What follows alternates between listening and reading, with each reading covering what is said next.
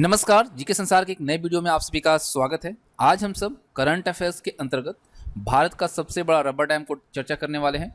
और आप सबको मैं बता दूं कि भारत का सबसे बड़ा रबर डैम जो है गया जी डैम बन गया है। और इससे जुड़े जितने भी फैक्ट्स हैं हम इस वीडियो के अंतर्गत कवर करने वाले हैं।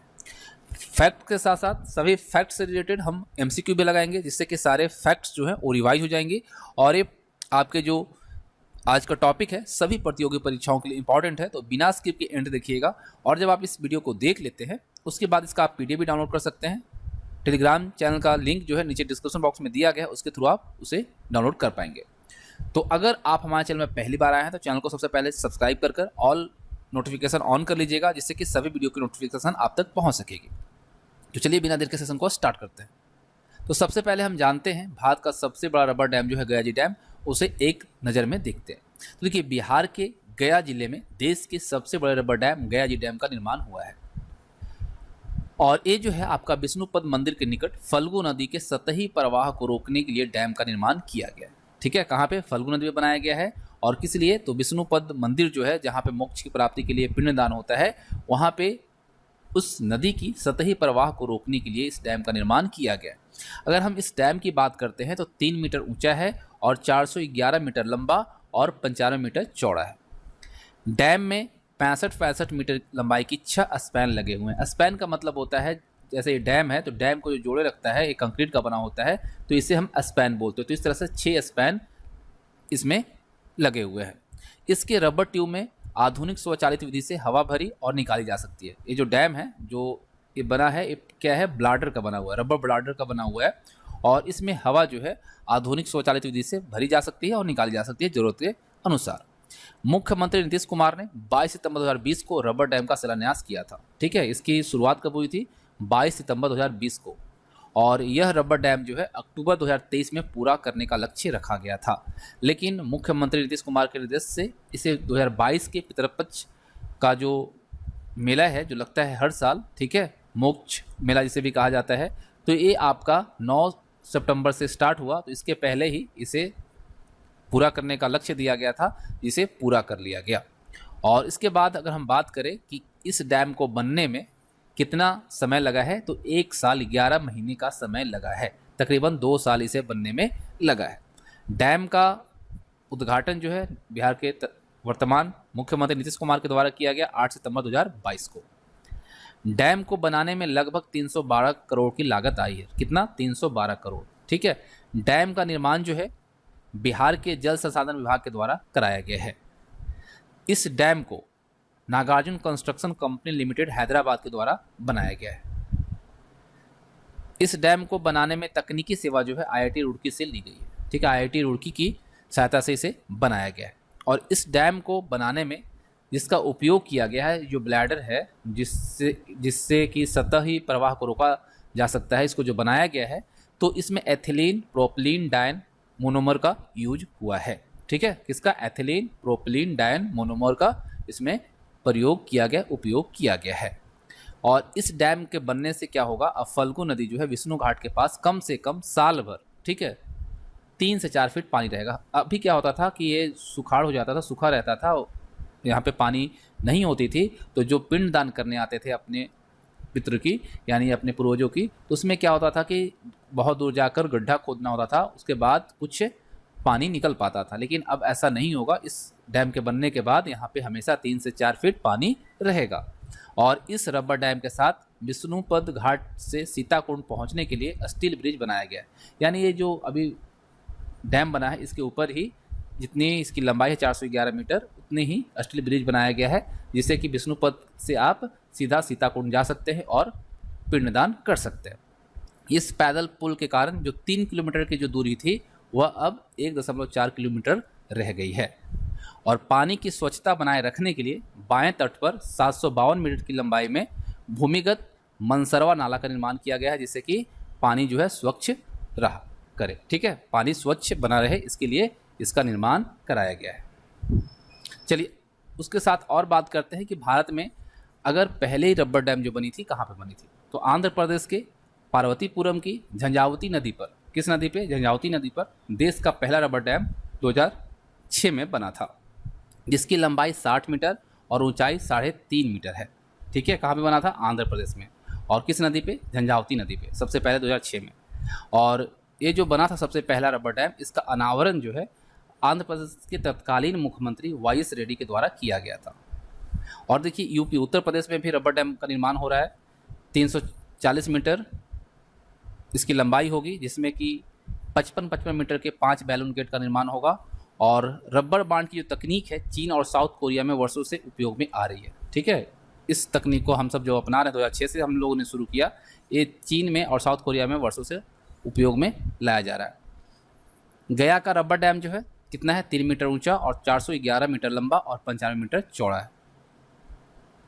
अगर हम रबर डैम की खासियत की बात करते हैं तो इसकी मेम्ब्रेन यानी रबर ट्यूब जो होती है उसे आसानी से फुलाया जा सकता है या इसकी हवा निकाली जा सकती है। अगर आपको पानी को रोकना है तो इसे फुला दीजिए, और अगर पानी का प्रवाह को आगे जाने देना है तो इसे हवा को निकाल दीजिए, तो इसे इजीली मेंटेन किया जा सकता है। इससे क्या होगा? फल्गु नदी में प्रवाह बढ़ाया या घटाया जा सकता है, जो अभी हमने आपको बताया। और इस डैम के निर्माण में बहुत कम स्पेयर पार्ट्स का इस्तेमाल किया गया है। इसी वजह से इसमें लुब्रिकेंट का भी इस्तेमाल नहीं होता है और यह डैम जो है इको फ्रेंडली है। साथ ही साथ इसमें मेंटेनेंस में भी कम खर्च आता है। अब हम बात करते हैं रबर डैम में तकनीकी बनावट। ठीक है, अगर रबर डैम की तकनीकी बनावट की बात करें तो रबर डैम को छोटी नदियों पर बनाया जाता है। ठीक है, इस डैम में स्लिप वे नहीं होता है। ठीक है, इसमें क्या होता है? स्लिप वे नहीं बना होता है। रबर डैम कंक्रीट की नींव पर बना होता है, जिसमें एक रबर ब्लैडर की बांध और स्लिप वे का काम करता है। देखिए इसमें क्या होता है, हम अभी आपको थोड़ी देर पहले बताए, ये जो है आपका कंक्रीट का जो है, इसको हम क्या बोलते हैं? इसको बोला जाता है स्पैन। ठीक है, यह स्पैन जो है और इसके बीच में ये होता है आपका ब्लैडर। ठीक ना, यही चीज़ें जो है रबर ब्लैडर ही बांध का काम करता है। और ये जो आपका कंक्रीट का बना होता है, ये क्या होता है? इसकी नीचे की ये होता है आपका नींव इसका होता है। इस रबर ब्लैडर में हवा, पानी या दोनों का मिक्सर भरे जाते हैं। हवा और पानी दोनों मिलाकर भी भरा जा सकता है। इस ब्लैडर का निर्माण ethylene, propylene, diene monomer rubber से किया जाता है, जो कि बुलेट प्रूफ होता है। इसमें बुलेट का भी कोई असर नहीं होता। ज़रूरत पड़ने पर इसे छोटा या बड़ा किया जा सकता है। इस तकनीक के कारण रबर डैम में स्लिप वे की ज़रूरत नहीं होती है। ठीक है, यही कारण है कि इसमें स्लिप वे की ज़रूरत नहीं पड़ती है। आप क्वेश्चन की तरफ आते हैं और एमसीक्यू करते हैं। देखिए भारत का सबसे लंबा रबर डैम कहाँ बनाया गया? तो आप सब जानते हैं, अभी हम लोगों ने जो चर्चा किया उसमें बात की, तो सबसे लंबा रबर डैम जो है ये बना है बिहार में। और कहाँ पे? गया में, गया डिस्ट्रिक्ट में। ठीक है, इसे गया जी डैम का नाम दिया गया है। और सबसे पहले जो हुआ था 2006 में हुआ था, कहाँ पे? आंध्र प्रदेश में। ठीक है, चलिए दूसरा क्वेश्चन आता है। यही आपका डैम है, आप देख रहे हैं रबर डैम जो बना है, ये देखिए ये जो है आपका रबर डैम यही है। ठीक है, ये रबर का ब्लैडर है और ये आप देख रहे हैं ये स्पैन है, 1 2 3 4 5 6, ये 6 स्पैन है। और ये स्टील ब्रिज बनाया गया है, इससे ही 3 किलोमीटर की जो दूरी है वह 1.4 किलोमीटर की रह गई है। ठीक है, यही है। और इसे जब अगर प्रवाह को इधर जाने देना है तो इसे हवा निकाल दी जाएगी तो ये चला जाएगा, और अगर प्रवाह को रोकना है तो इसमें हवा भर दी जाएगी तो ये प्रवाह यहीं पे रह जाएगा। यही इसका खासियत है। दूसरा प्रश्न आता है कि भारत का सबसे बड़ा रबर डैम का नाम क्या है? What is the name of India largest rubber dam? तो क्या है भाई? गयाजी डैम है ना। तो यहाँ पे आपका ऑप्शन ए सही रहेगा।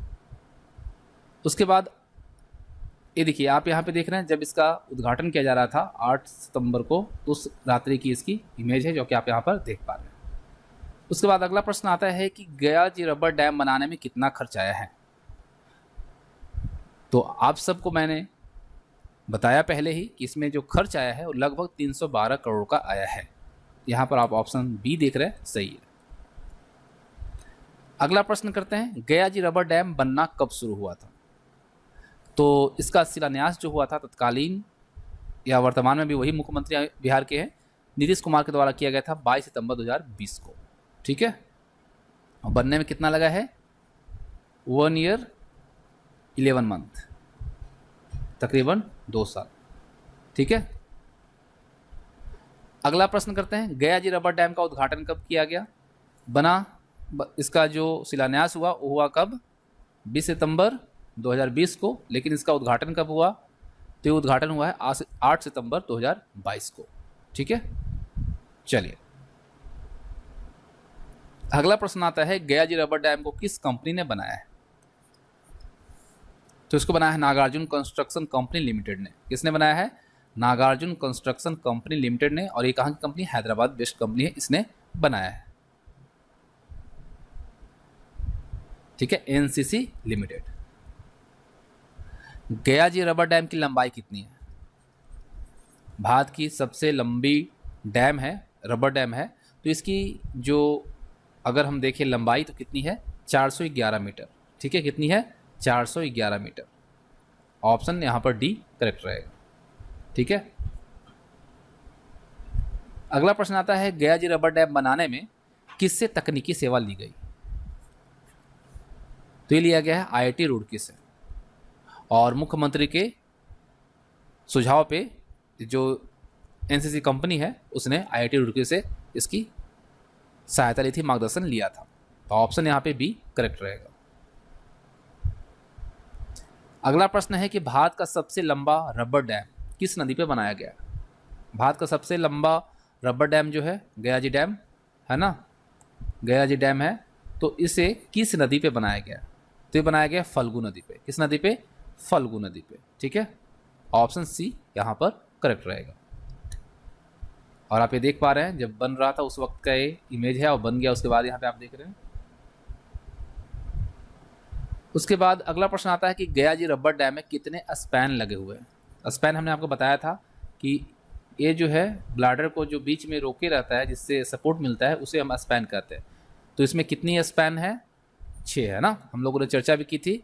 6 स्पैन लगे हैं। और अगर स्पैन की बात करें तो आप यहाँ पर देख पा रहे हैं इमेज में 65 मीटर की लंबाई के 6 स्पैन लगे हुए हैं। एक स्पैन यहाँ पे है, एक 2 यहाँ, 3 4 5 6।